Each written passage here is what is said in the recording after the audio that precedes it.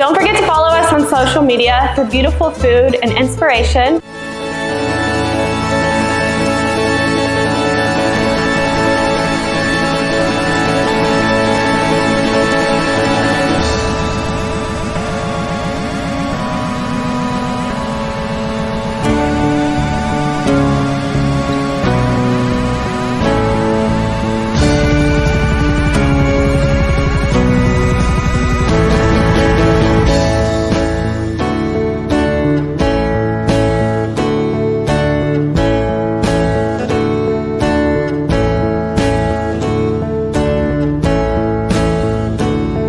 See the same people every other day, but we never say hey, cause we're never looking the way, or my face was in my notebook.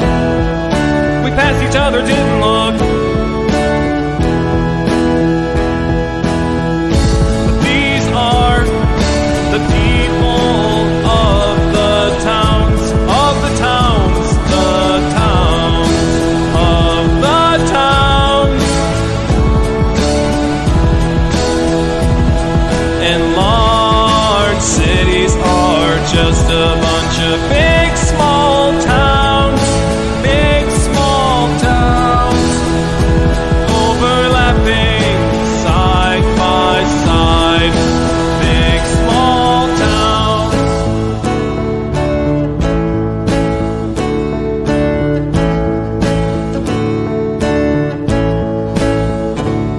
I see new people every day. Everyone's on their way, doing the things that fill their day. And I'm going places too, doing the things that I do with my time. We are the people of the towns, of the towns, the towns, of the towns. And large cities are just a bunch of big small towns, diagonal, top to bottom, big small towns.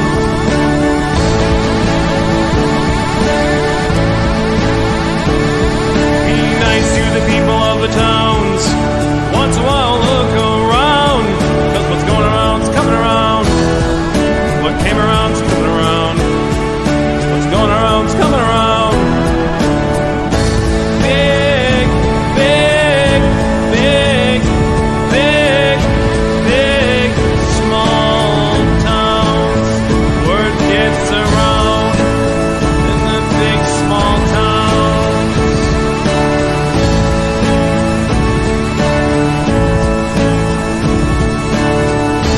Big, big, big, big, big, small towns. Word gets around in the big small towns.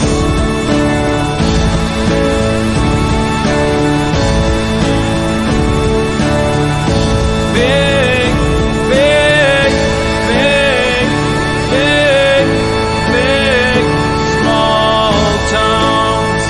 Word gets around the big small towns. Hey everyone, welcome to Downballot. We do the show live on Twitch every Friday, 7:30 p.m. Pacific. I'm producer Dave. I'm the host of this show. Looks like I'm flying solo tonight. That's fine. Homo Alono is never a problem for me. You can support this project at patreon.com/echoplex, or an even cooler way to support this project actually is eplex.store. You can sign up at the $5 or $10 level, get the same member benefits you'd get on Patreon, but you also get a discount on any merch that you buy in our swag shop. Shout out to Fourth Wall for the swag shop, and that discount is on top of any other promo codes you might find out there in the world. So I'm hearing that my co-host is running late.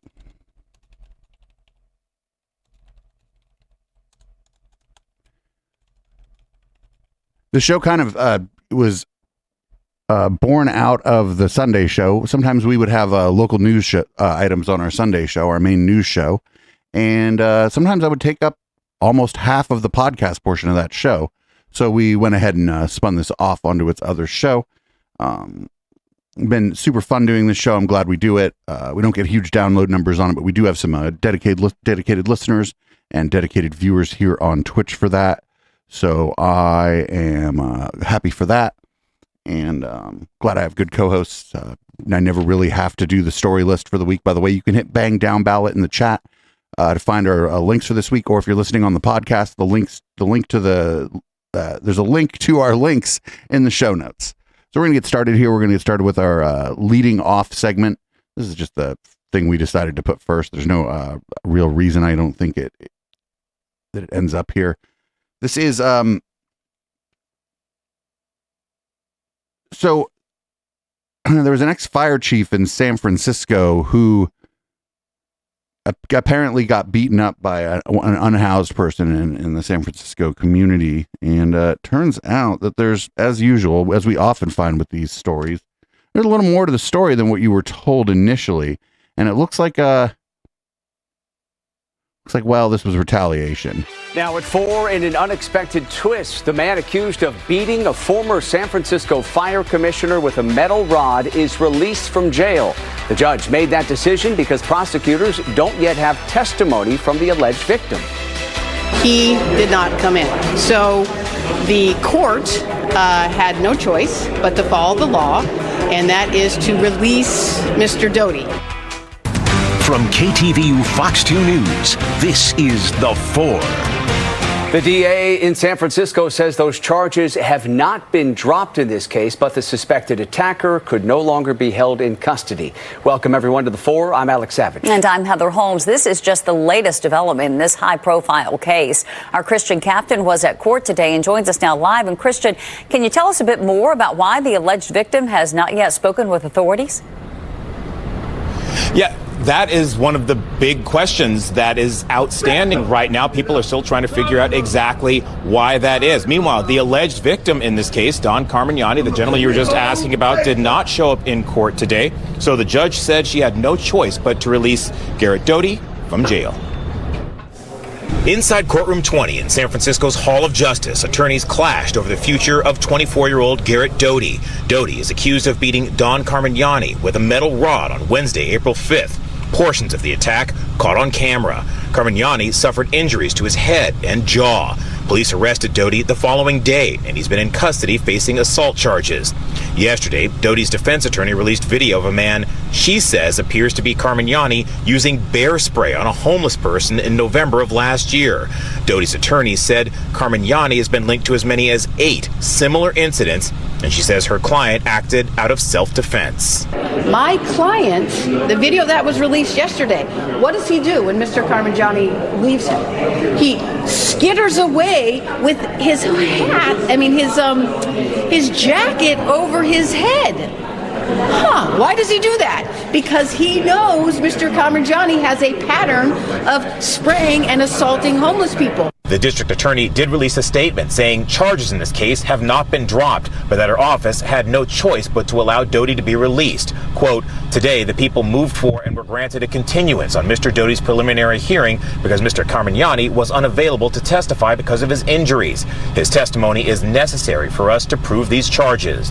So far, prosecutors say Carmignani has not offered a statement to them or police. Carmignani's attorney also released a statement saying his client denies any involvement in using bear spray on homeless people and says the severe... I don't know. It looks like the same guy to me. What about you, Councilman?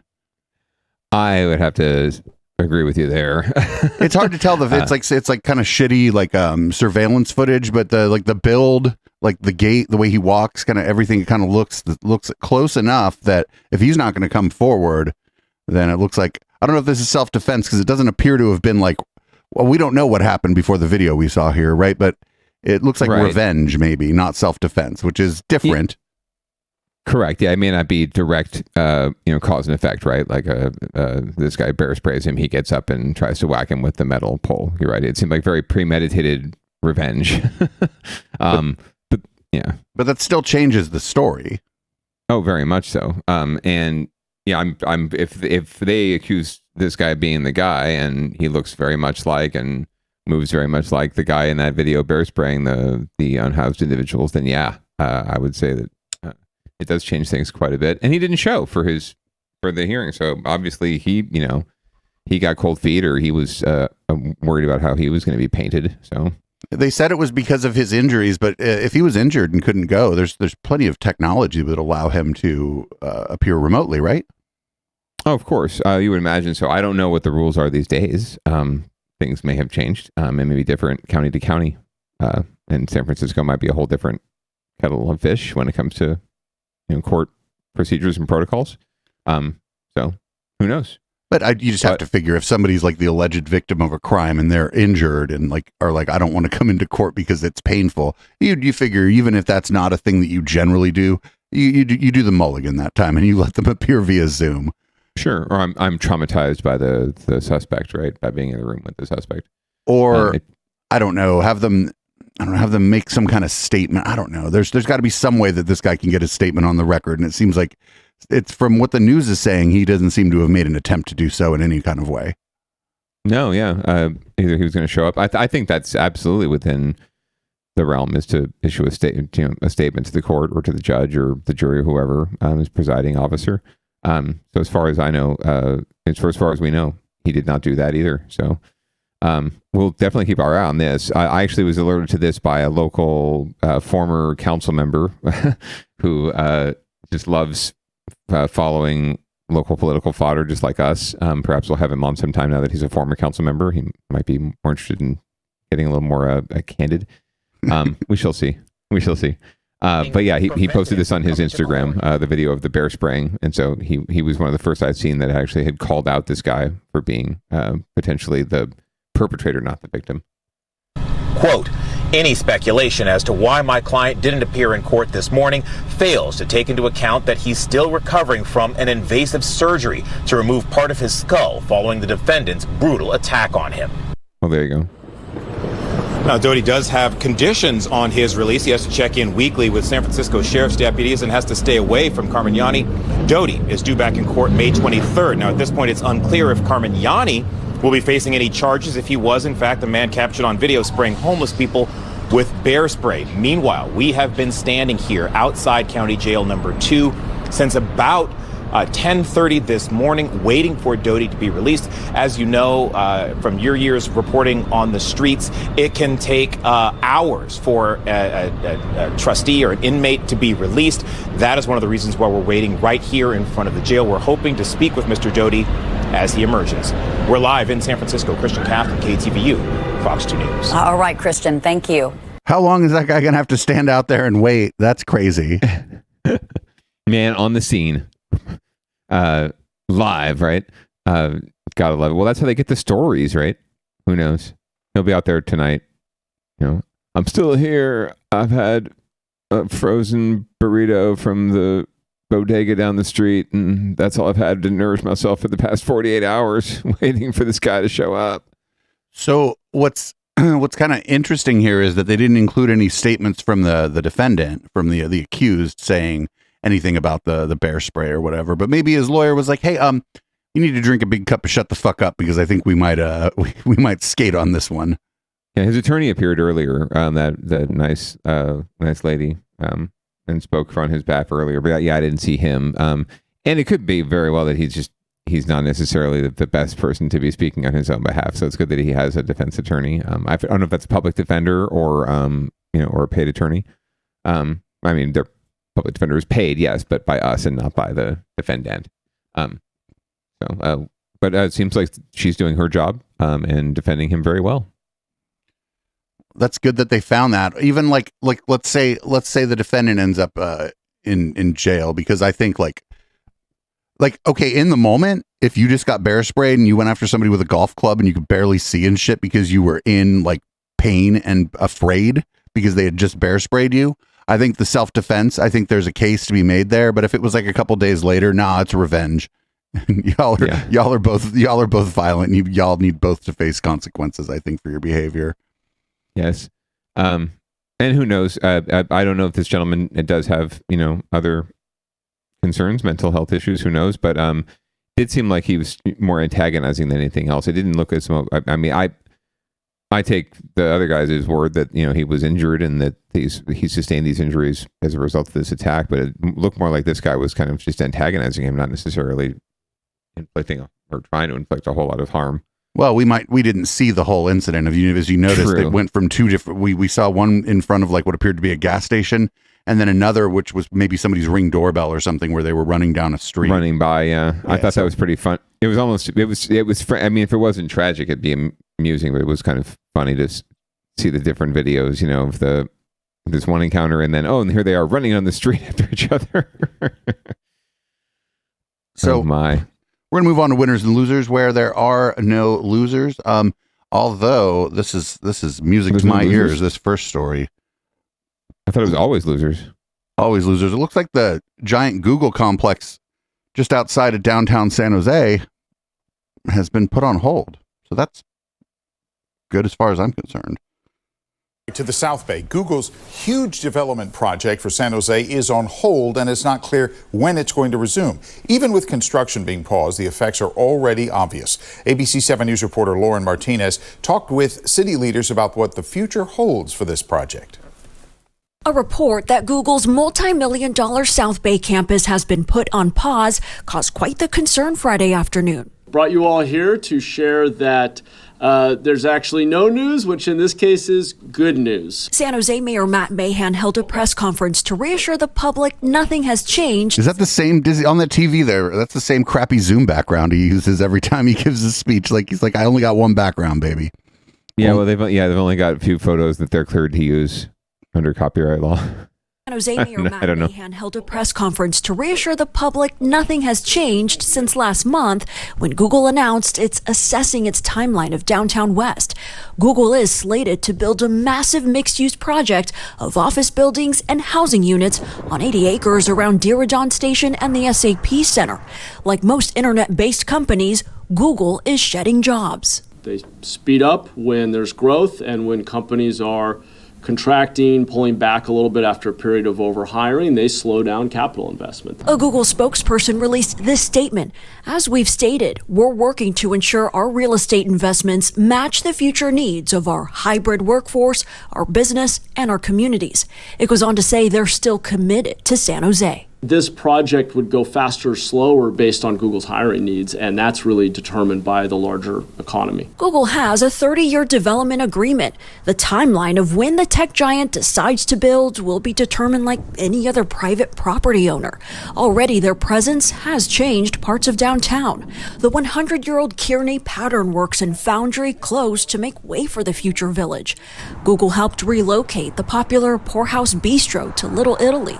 In December, crews started demolishing the Sunlight Bakery Bread Depot to make room. Pause, delayed, to me it's a matter of semantics. Alex Tatinsky, the CEO of San Jose Downtown Association, is hopeful construction will not be delayed too long. If it's a large space and a vacant space for a longer time is never a good thing. So maybe we can become creative, all of us together, to find a way to activate the space in a creative manner that makes sense for downtown. In San Jose, Lauren Martinez, ABC 7 News. So party time. Didn't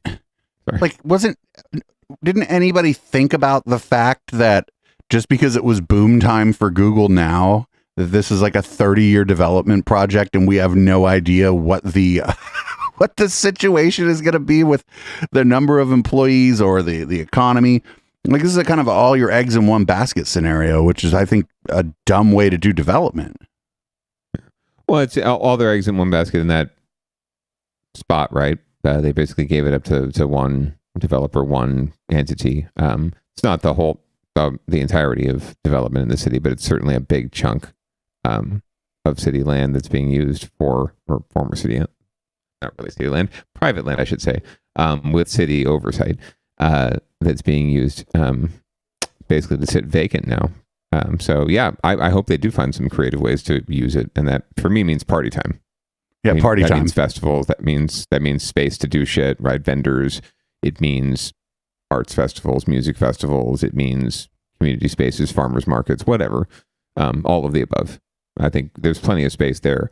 And if Google's not doing anything with it, it's been mostly flattened and leveled, right? There's a few buildings left, but mostly it's been flattened already. Figure out a way to leverage the space and have big parties. Yeah, they should let me throw a party there. Why not? And it's right by the train station, so everyone can just hop on the train or the light rail afterwards, so everyone goes home safe. You know, they can have their tweeds and their alcohols. Hell yeah. And then and they get home safely with their families. Somebody somewhere would hear the party from their house, and that would be the end of it. Oh, well, for sure. I mean, on the other end side of the tracks, those lovely folks who decided they were going to live next to a train station would probably complain about the noise. And then folks, the neighbors in the single family homes, one neighborhood over would say, oh, there's too many people walking through my neighborhood, all drunky and artsy and partied out. They're having fun, and I'm not having fun because I didn't go to the party, even though I was invited. So we're going to go ahead and follow up on a story that we've been following. This is one of my favorite stories that we've been following. It's probably my second favorite story ever. My favorite story ever was the bomb factory in the North Bay. But yes, this is my second favorite story we've ever followed. Just a little quick background. There was a video of a person who worked at the Pink Poodle. The Pink Poodle's a strip club, getting out of a fire truck and going to work. And we're going to find out what happened there. We'll find out a little more about what happened there. There was a disciplinary action taken, but I really want to know what happened there. The San Jose Fire Department says its firefighters involved in driving a scantily clad woman from outside a strip club are being disciplined. The fire chief detailed the incident from last October in a report to the city council. Now, he says the fire truck was assigned to transport a man from the fire station to the Pink Poodle Club where he worked. When the fire crew arrived, a woman climbed in and asked for a ride along. Firefighters refused, but she persisted and was driven partway around the block.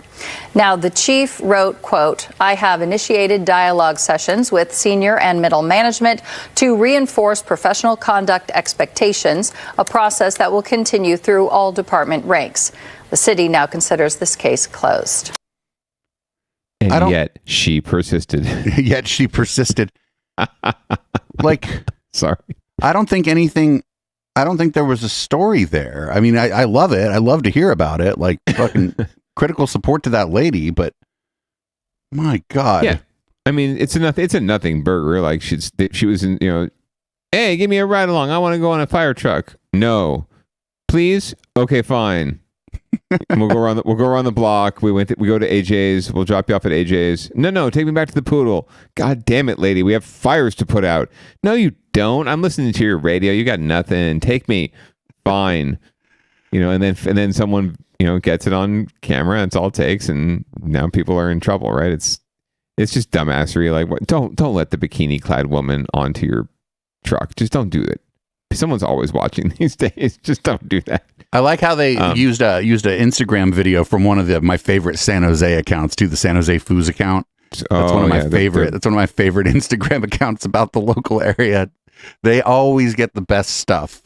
I don't know how. Absolutely. Well, they've got a huge network now. He's got the guy behind it has like hundreds of thousands, obviously, of followers.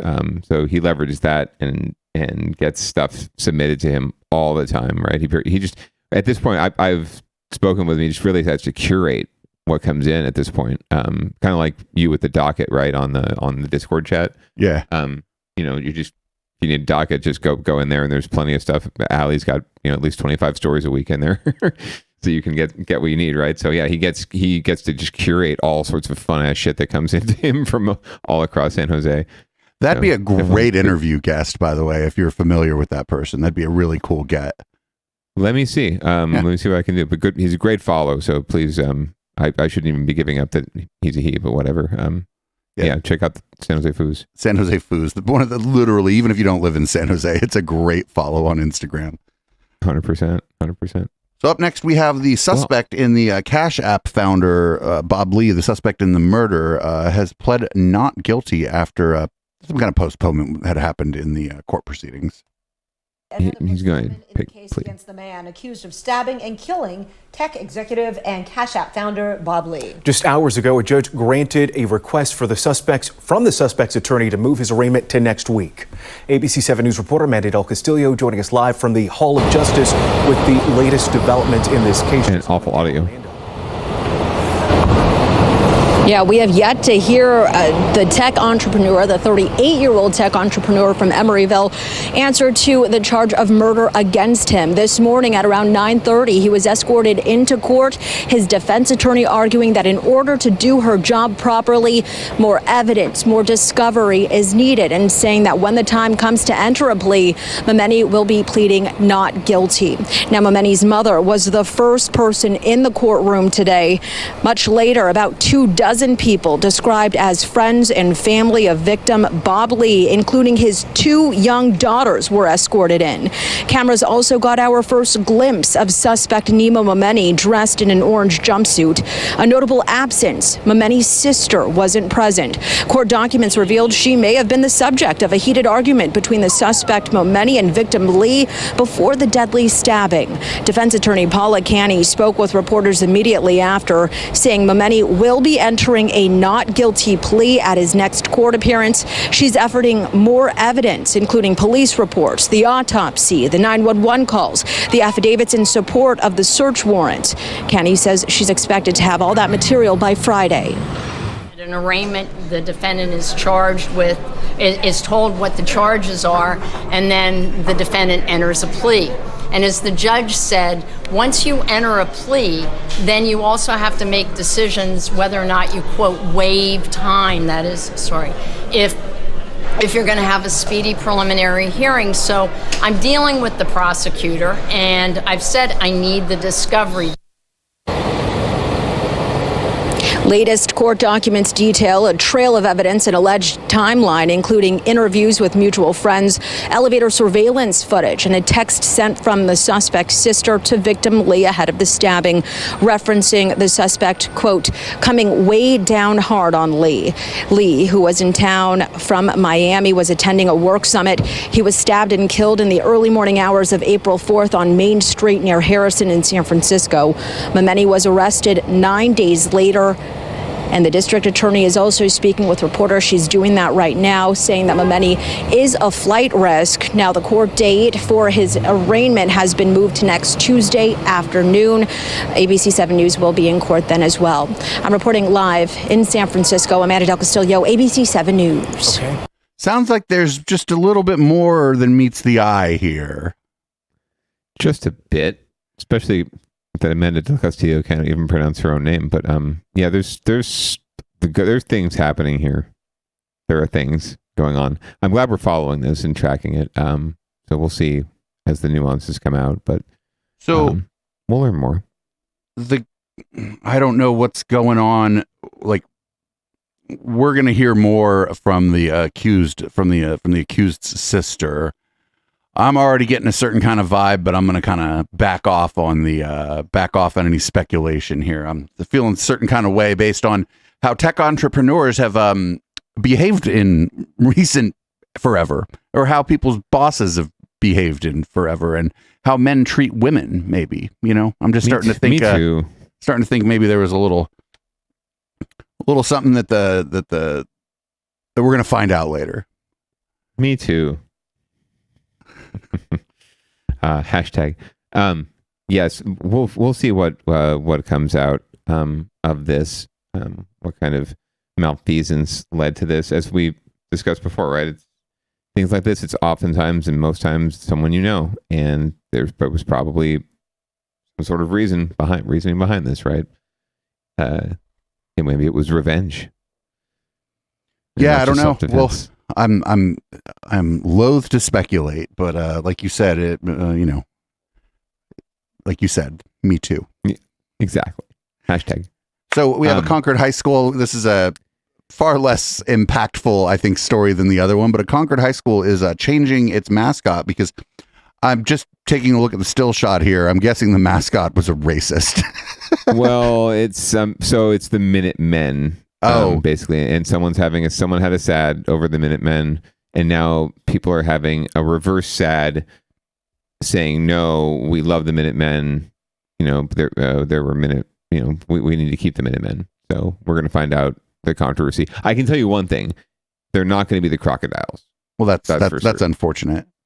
That's for certain. I know. I was rooting for that one too. Anyway, not too many crocodiles in Concord, though. Not. I mean, maybe in the Delta, I guess, but I don't know. Anyway, NBC Bay Area has more on this for us. Okay, it is coming down to what could be the last minutes for Concord High's Minutemen. Outrage over the rifle-toting American Revolution mascot has been mounting, with many calling it outdated and out of step. NBC Bay Area's Stephanie Magallon with the debate over more culturally showing off their studio symbol. Mm-hmm. So we've been covering this story for over a year now, and there's been controversy every step of the way. Now there's a group of parents demanding the name stays, but with modifications. It's a historical symbol dating back to the American Revolution, and it's Concord High School's mascot, Minutemen. Minutemen have a proud history. There weren't just men, there were women, there were African Americans. But the fact that it's an armed man is a problem for others. Some of the brutality and them being a militia. The Minutemen were woke. Wait, stop. Yeah, like did she realize what she said? Men. I don't know if she realized. There were African Americans. But the fact that there weren't just men, there were African Americans. Some of the brutality and them being a militia. Concord High School has been trying to change its mascot for over a year now, following a district decision to replace human mascots for non-human mascots. You know, I'm a former Minuteman. That's my history. I went to school here, graduated class of 91. But I also want to make sure that we have a mascot that represents everyone. Last year, they were closing in on the crocodiles. That never went through due to transparency issues and a lack of student involvement. This year, the kids don't give a fuck. 500 out of more than 1,100 students participated, and leading the polls are the Bears. Out of the 500 that voted, only 190 voted for the Bears. Oh, yeah, you're right. So, well, they're going to do ranked choice voting, and it's going to be a shit show. Students are excited about either. They were never given an option to, make adjustments, make changes to the mascot to become more inclusive. These parents have been speaking out against the change for months. They believe the mascot adopted in 2021 gives schools the option to change their mascot. So the goal is to merely modify the image by eliminating the weapon and adding a woman to keep a symbol they believe shows their patriotism. C-O-C-O-N, C-O-N, C-O-R-D, Concord, what you know, Minutemen. All right, let's go. Tomorrow, those against the mascot change will have an opportunity to present their case to the school board. Then students will have their own presentation. The goal is to have a final decision within the next few weeks. Back to you. So this sounds like a case where the students absolutely don't give a fuck. Nah, about those three white people that are like struggling so hard to not look like they're racist. I think the students are like, no, we just want to be the Bears. That's fine. Like, right, but they don't even.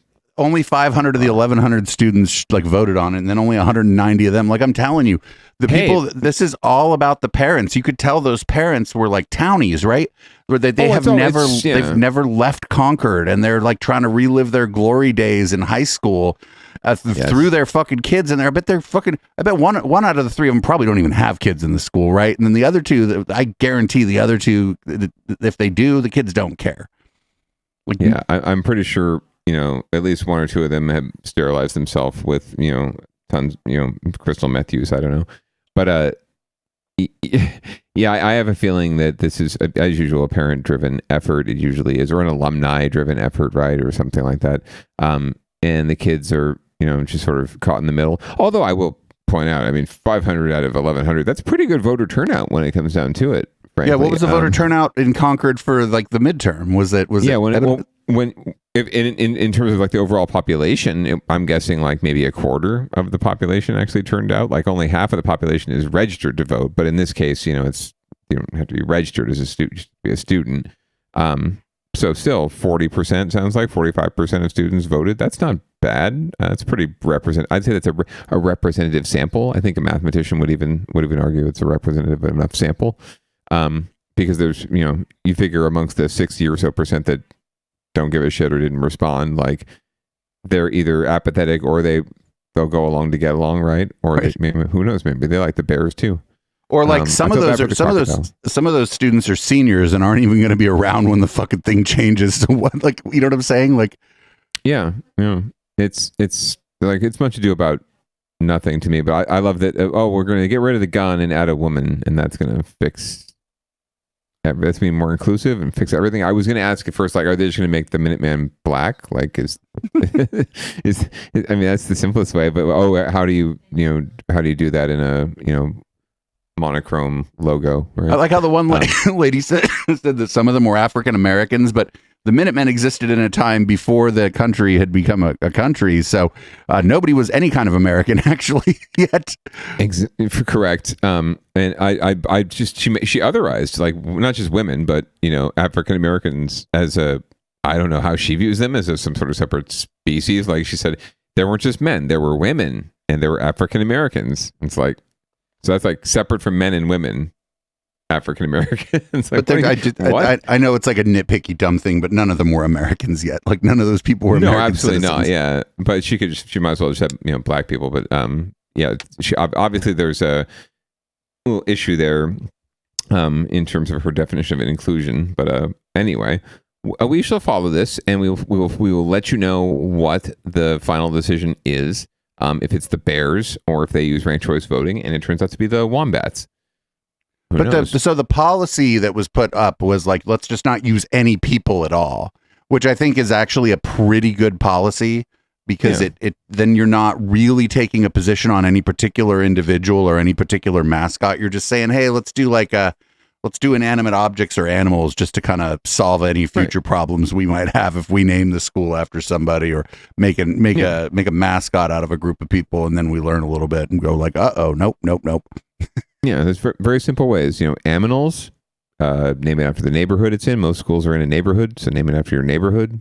But people, unless the neighborhood's named after a person, right? Or name it after the street it's on, or the street exactly.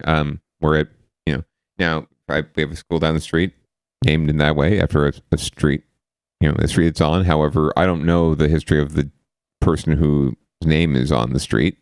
They are a real person, historical, in San Jose, but I don't know if they have any problems or skeletons in their closet. But we might find out one day, and they'll have to change the name of the street and the school, and God knows, all hell will break loose. And you should have just named it after a kind of pebble, and then everything would have been fine. I think they're like the Tigers or some shit as far as their mascot, so they're fine. I think it's just the name of the school, really. That's fine. There was another school in the same district that changed its name because of some woke ass shit, but they changed to the name of the local Ohlone tribe, but they kept the same mascot, the Gators. So, all right, well, we got one more story in winners and losers, and this is a fucked up story. Fuck landlords. So somebody bought a condo in SF and evicted the 81-year-old tenant, because that's the most fucking San Francisco thing that ever happened, honestly.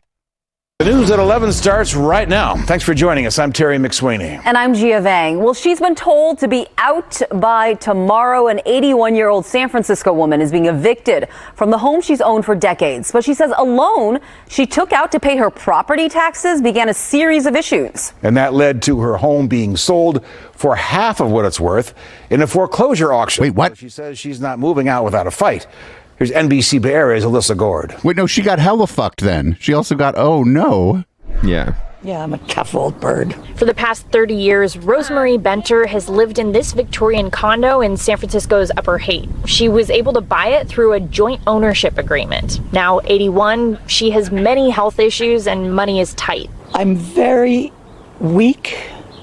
I'm impacted primarily with arthritis. In July of 2021, she looked for help paying her property taxes and says she was pressured into using her home to take out a $9,000 loan, which she says ballooned into a $13,000 note after fees and interest. Then, in February, there's this knock on my door, and I believe it was around 11 a.m. And I went down, and the man said, "Hi, I'm here to repossess your house." And I said, "What do you mean?" He says, "Well, unless you have $13,000 to pay off this debt you have, it's going to be sold in about 29 minutes. Her home was sold at a foreclosure auction. On Friday, the buyer put a notice on Rosemary's door saying she had 3 days to leave. And I thought, this is it. Monday morning, they're going to show up with the sheriff and a truck and get me out of here.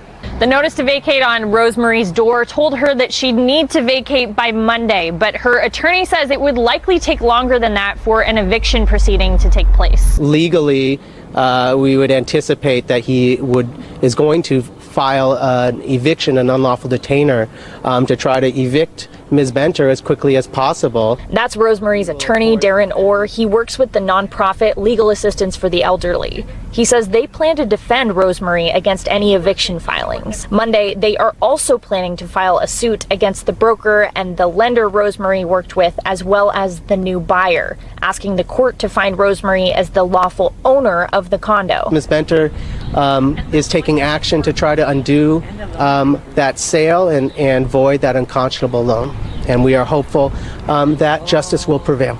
We reached out to the attorney listed as representing the new buyer for comment. We have not received a response. Rosemary is holding out hope that she can still live out the rest of her life in her home. But if that doesn't pan out, she has no idea what she will do.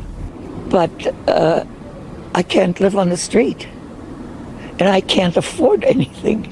In San Francisco, Alyssa Gord, NBC, Bay Area News. That's fucking terrible. Yep. No winners there. Like, that's shite. Oh, like if you put up a house that's worth, several that house has to, if it's in the upper Haight, it has to be worth several $1 million, right? Like if it's that whole building, it has to be worth. So if you put up a house worth several $1 million as collateral on a $13,000 loan, they shouldn't be able to take your whole fucking house from you. That's, yeah, I don't get it.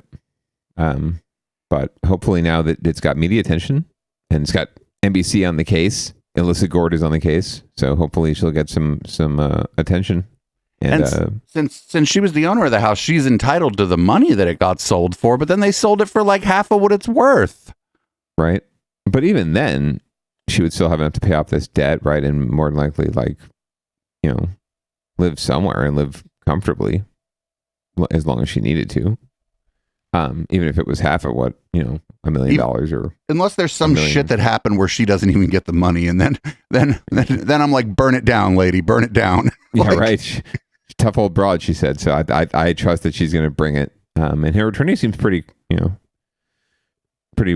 wide-eyed and bushy-tailed and ready to go. So who knows? I do love a nonprofit, by the way, that says exactly what they do: legal assistance for the elderly. It's that simple, right? I hate these fancy ass names that, they're a mashup of someone's aunt and, their first, cat. Just name your nonprofit what it does. Like the Smith Foundation or something. It's like, get out of here. Yeah, right. Like, right. Healthier Kids Foundation, right? I like that one. We make kids healthier. Keep it simple. Once again, we're asking San Francisco to get their shit together. Apparently, we're at 7 high-rise buildings that had window panes damaged, and some of which fell off the buildings during the high winds that we experienced not too terribly long ago here. Yeah, can you count to 7? I'm trying. I think 2 hands. You need 2 hands to count to 7. So that's a lot. So yeah, get your shit together, San Francisco. What the fuck? Our investigative unit has learned a 7th building in downtown San Francisco had windows break during last month's windstorms. NBC Bay Area's Jackson Vanderbecken tells us the city apparently got distracted by a more dangerous falling window and failed to tell anyone until now.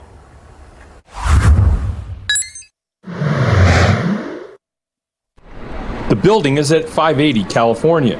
6 windows there cracked last month when the first of 2 windstorms hit San Francisco, which means that building had the second most broken windows out of the 7 high-rises where windows failed during the windstorms. But we are learning just now. Supervisor Aaron Peskin wonders why. They have not given me a rational explanation other than an apology, and now it's out there, and I'd rather know it late than not know it at all. Back when it happened on March 14th, San Francisco Building Inspection Department records show the city issued this citation. noting that a window cracked on 6 different floors between the 18th and 23rd floors at 580 California Street. But city officials say they soon became caught up in what happened nearby at 555 California Street, where this video shows a window actually plunging from the 43rd floor to the street below. The city told 555 California to do a full facade inspection, but made no such order that day for 580 California, which actually had more windows fail. The building, which has since been ordered to do a report, had no comment. Peskin says the building isn't going to comment. It's just made of fucking steel and fucking stone and shit. How do you feel? The glass that hit 580 came from its neighbor across the street. That's the same theory floated by another high-rise, Salesforce East on Mission Street, which had 20 windows break in the second windstorm a week later. Salesforce East is blaming pieces of glass from a broken window in the Millennium Tower for flying across Mission Street and breaking some of its windows. People should not be claiming that they know how windows broke until there's been an independent engineer's analysis. Amidst the flying glass theories, the city has commissioned Emeryville-based engineering firm and facade specialist Wiss, Janey, and Elsner to investigate and make recommendations. A full report is due in 12 weeks. Meanwhile, Peskin says he's still considering whether to push forward anyway on mandating full facade inspections for 71 of the city's newest, tallest buildings by November. Jackson Vanderbecken, NBC, Bay Area News.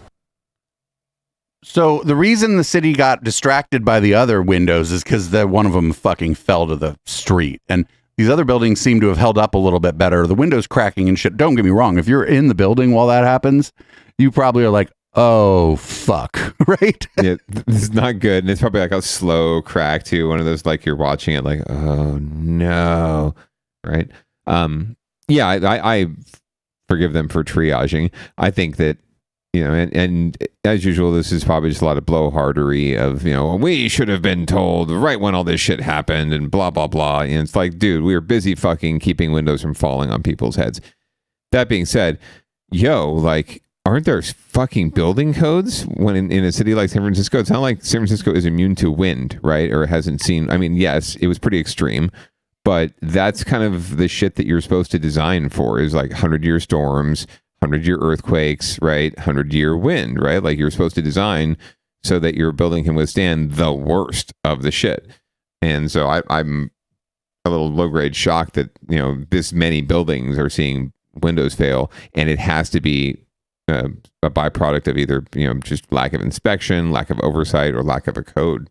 Because I don't see how a city like San Francisco does not have standards that they have to follow for these things. But who knows? I am shocked to find out that some of these developers on these big buildings may have cut a few corners as far as safety goes. I am stunned. You think? Yeah, you know, I mean, I like to give everyone the benefit. My wife says I'm a peacemaker, you know, so I like to give people the benefit of the doubt, apparently, and you know, yeah, fuck them. If they are, that's shitty as fuck. Although I do love the pettiness of, right, the building owners and property owners and developers back and forth at each other. No, it wasn't Salesforce East, it was the Millennium Tower, and their windows fell on our windows and knocked our windows out, so it's really their fault. And I don't think that happened. No, I don't think so either. But you know, I'll take that. I'll take that didn't happen at all for 500, Ken. But that would mean that the window. The way I understand gravity, like if a window gets fucking damaged and falls off because of the wind, it's going to fall down. Even if the wind is pretty strong, it's going to fall down.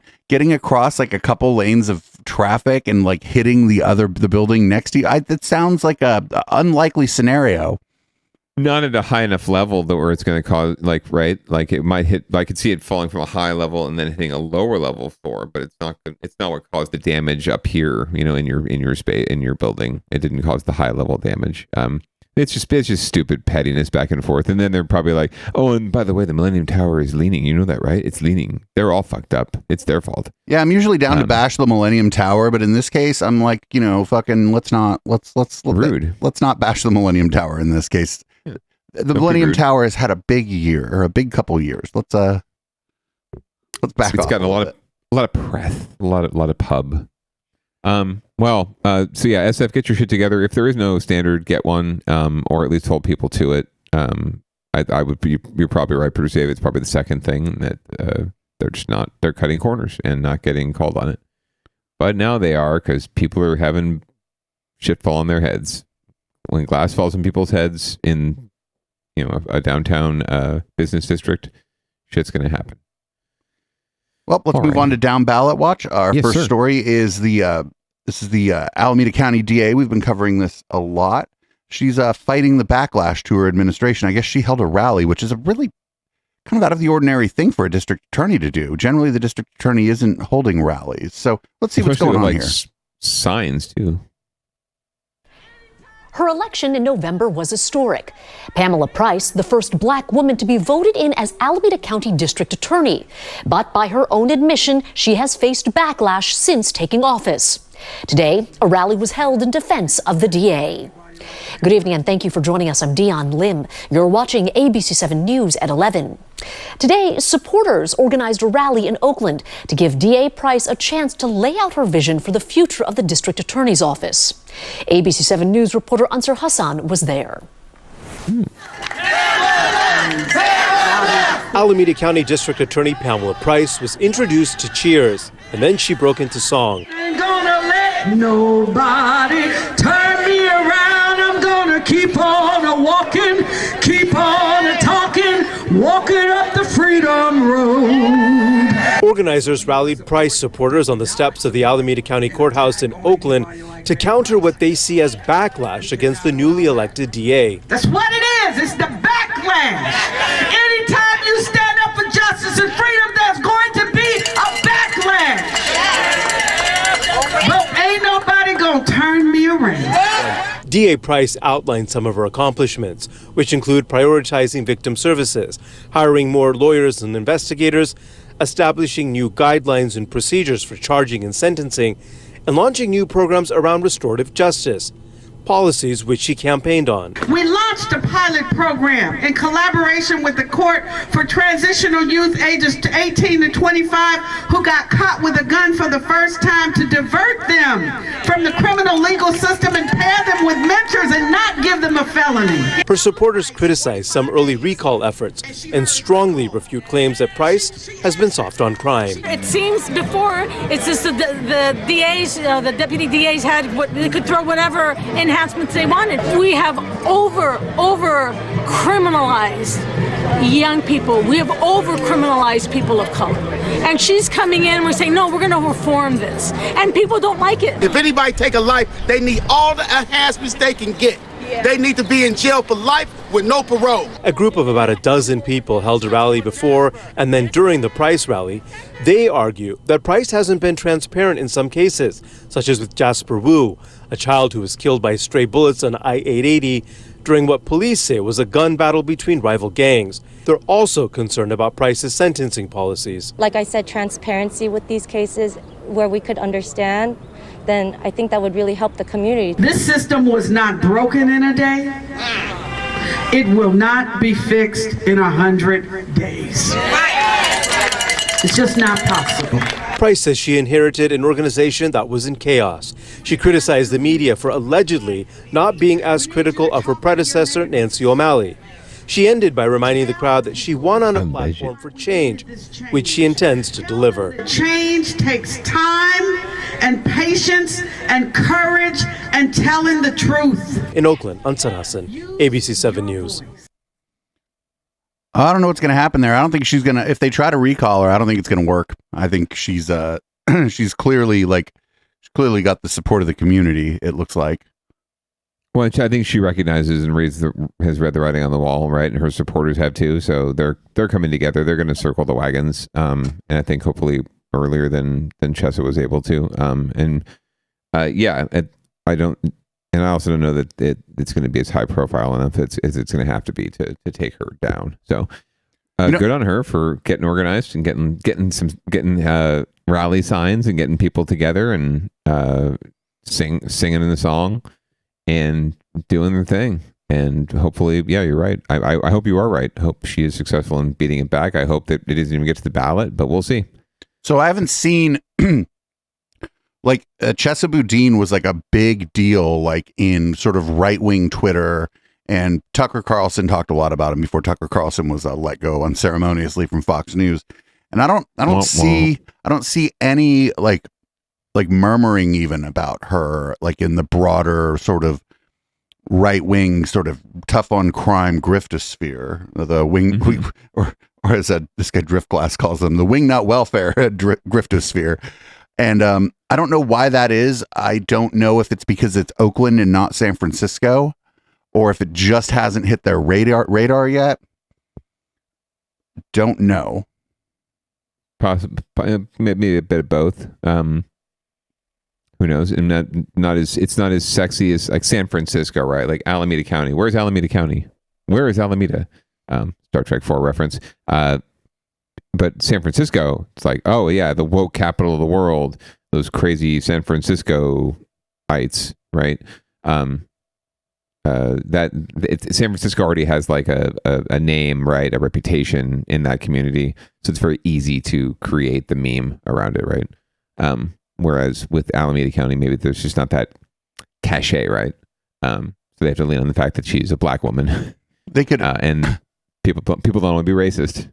They could drop the word Oakland, though. Everybody knows where Oakland is, and they could rile up a whole lot of racists around that, like all over the country. You could. I still think San Francisco is better known amongst that broader, right wing base that we're talking about. But I think the Tucker Carlson watching base of the world. Anyway, we'll see. We're keeping an eye on it. That's why we have Downballot Watch. That's why we have you out there, listener, viewer. If you are downloading this podcast and listening to it, please send us some tips. Get on that Discord. Go to the website. Send us some tips. Go to Twitter at @THE_councilman. Send me a link. Send me a video. Send me something we can use in our docket, and we will use it, guaranteed. So this next story is about they're calling them robot vehicles. These are just like little self-driving cars that would apparently take people from the San Jose Diridon Caltrain station to the airport. That's not a short trip. And I can tell you just from the example video, there's no way more than like a yuppie couple is riding in one of these things. Like you have a family, you have a kid, no chance. Anyway, let's watch the video. If you want to get from here, the Diridon train station, to here, San Jose International Airport, you'll likely have an option beyond rideshare or taxi in the years ahead. You get there in your own vehicle with no traffic jam.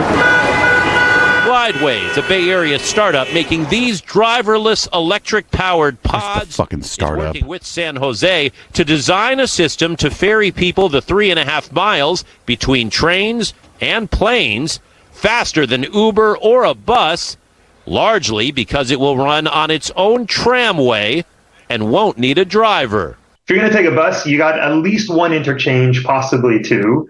And if you have an Uber, if you take an Uber under the best circumstances, you're at least half an hour away or worse with traffic. With us, you're between 6 and 8 minutes away all the time, anytime, 24/7. Still a lot of work to do, but the city says it's on board. We need a lot more transit.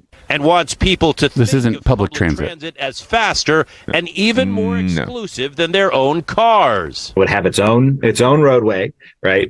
Some of it might be underground, some of it'll be above ground, some of it might be on the ground, but separated from any traffic, right? And that'll be from Diridon to the airport. So how much will it cost to get from there to here? Well, we're told it could be as high as $500 million. Funding expected to come both from the city and private investors. Things expected to get underway in about 4 years. At San Jose International Airport, Scott Budman, NBC, Bay Area News. Completely left out of that was the fact that the fucking light rail stops right at San Jose Diridon Station, and there is a light rail stop called Metro Airport where there is a bus shuttle that takes you a quarter mile from the fucking light rail station to the airport. Yes. This is how you get there. This is how you get there. And it's not, it's already on its own track. It's not subject to traffic. and the small amount of the bus from the light rail to the airport, there's usually not traffic on that street. No, and it really is for airport traffic. That's really all that's there, and then maybe a little bit for the casinos when they're open, and some of the tech bro campuses. But mostly, yeah, it's airport traffic. And that was exactly the concept in the first place. They extended light rail out to Diridon finally, which was just insane. Like whoever designed this system in the first place, right, was just nuts because it doesn't actually go where you really need to go and where it needs to be. But they've grafted more and more on top of it and made it work in some way. But yeah, there is a designed way to go to get there, and I don't see it being any more convenient than getting your ass somehow to Diridon and then getting in one of these little pods with all your luggage and your shit. Has anyone traveled before, like on a plane with a child? Holy shit. The good wife and I have gone into a whole new level of understanding about travel, right? Like we were used to let's just pack up a duffel bag for both of us and we'll go, right?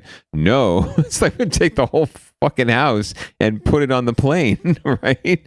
And so getting it there in some little pod is just laughable, right? It was barely doable in a bus shuttle, right? At the airports we were at. So yeah, or just getting dropped off even. So yeah, not likely happening with family travel. This is for tech bros and their significant others or their partners to get them to the airport without feeling squishy and getting on a bus with other people. Oh my God, I have to be on something with other people. Public transportation is for the public? What? Yeah, that's the reason people would like this, right? Is because they get their own little private pod. But fuck yeah, it's not public. You're right. It's not public transportation. This is fucking Uber without the driver. That's all this is. And it's Uber without the driver that only goes 2 places.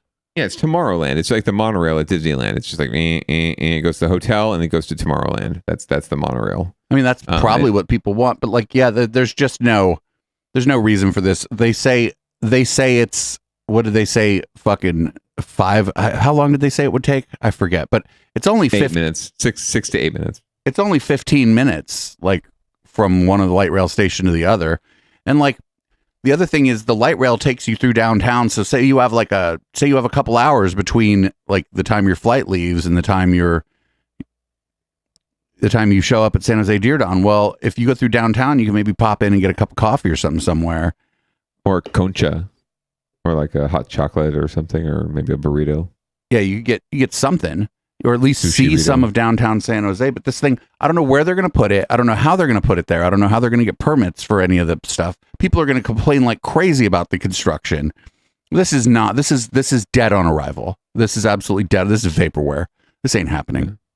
I have an idea where they're thinking of running it, but yeah, it's going to be a mess. And it's going to cost a shit ton of money anyway, and we already have a connector. Why are we spending this money when we could be spending money like enhancing and expanding light rail itself? What the fuck? And acquiring land if we have to do it, right? Like, oh my God. And yeah, it's just this is dumb. I don't think it's going to actually end up happening. You should freaking talk to some of these acolytes for these people movers though. They're I call them pod people. They are a thing. Like they believe in this form of transportation. They think this is the form of transportation. They think this is the future. Like this is everything. Like all roads and freeways and tracks should be converted to this individualized, hyper, luxury white people movers, basically. And invariably they're all old and white. The people that support these things, all of them. They spent too much time on the people mover at Disneyland because it was the only ride that they thought was slow enough for them. It's so much fun, and I can look out the window. Yeah, that's like Space Mountain. Is a dumb way to try to get people around, but whatever. Let them. And this idea that it's only going to cost $500 million, get the fuck out of here. Right, that's the first stage. The development stage will cost $500 million. Get the fuck out of here. Anyway, we're on to and another thing, and this is a viral video of a 3rd grader speaking at, I believe, the school board meeting, and I mean, kid has a fucking point. Kid has a fucking point. We're gonna let this kid cook here. A 3rd grader in Michigan says he really loves macaroni and cheese, but when he sees it on the school menu, he wants to be absent for the day. How much do you typically like mac and cheese? A bunch. When did you notice that the mac and cheese was not that great? Second grade. Second grade. So you've noticed this for a year. It's been some time you've been dealing with this. What in the world? First of all, This is a news report? I know, friend. She went to Lanigan Elementary School. So look at our friend, Kylan Palmer, took a complaint to the school board saying that the mac and cheese at his school is burnt to a crisp. Okay. And he says he has to use milk to wash it down. I saw more cheese than noodles, so I didn't want to eat it. Which I never ate it. Is that actual footage of the macaroni and cheese? Because now I support him. That better not be actual footage of the mac and cheese. Anyway, the 9-year-old spoke at last Tuesday's school meeting. He says a few days later, he noticed a change. See? Really? Okay. I hope that was. It looks good now. It doesn't look burnt now.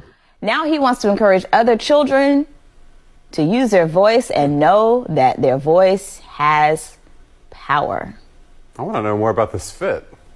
Do you? Look at that. True. It's a blazer. It's a blazer with a hoodie underneath. It's a blazer. Hoodies. Oh my. That was a cute story, but the they did it for TikTok or whatever, and it seems like they did a real bad job of like the video editing and whatnot for TikTok. Right, and the commentary. I do love the local news commenting on how like this is news, right? Like this made the news. It's like you're a local news anchor. You're talking on TikTok about it. Yes, it made the news. Ironic much? Anyway, that was another thing. That was cute though. That was cute. Get him, kid. Interest. Get him. Fuck that Human whack and cheese. Fucking A, man. Do you remember like you're old enough to remember like pizza, like school pizza? It was the right? worst. It wasn't even pizza, right? It was like just like a dough in like a tin, right? With maybe like a brush of tomato something on it and two like rank like shredded pieces of cheese and like I forget, like it was pepperoni, but it wasn't really pepperoni. Ooh, the French bread pizza was the worst, and it turned me off to like a good French bread pizza as a result too. Oh man, I think I'm gonna go make a good French bread pizza right now. I got some baguette. I got some sauce. I got some of them cup and crisp pepperonis. Oh, they're so good. Well, that was my favorite story of the week. Yay! I guess I'll read us out this time. Thanks everybody for listening to go for Downballot. We do this live every Friday, 7:30 p.m. Pacific. You can catch this on any podcatcher, and you can also watch it on YouTube after the fact if you'd like. We're at Echoplex Media there, and you can support us at Patreon, patreon.com/Echoplex, or eplex.store for other interesting ways to support us. And of course, check out our website. There's a blog and all kind of stuff there. I pay for the website. I'd like it if you looked at it. Thanks for listening to Downballot this week. Live viewers, sit tight. Up next is Conspiracy Bingo with Jeff Black joining us for the first time as a commentator. So we'll be having some fun, or maybe I'll be firing Jeff Black. Who knows? I'll see you next week, Councilman. See you then.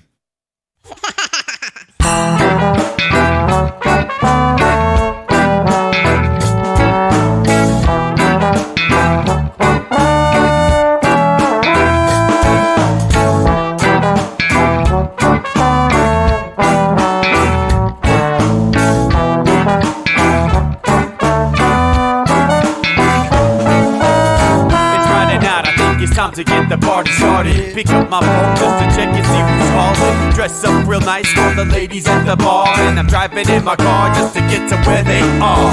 Here at the local scene is where I plant my feet. It's where I smoke my cigarette and I hold my drink. I look at all my friends, they're all blazing greens. Here at the front of the stage waiting for MTV. Where are those guys who's standing next to me with a pipe in his hand ready to blaze for me? About 5 minutes later we're all singing Queen. I get the fuck up on stage, man, like the scene, yeah. We do what we want, and what we want is to jam. So sit back and enjoy the band. We do what we want, and what we want is to jam. So sit back and enjoy the band.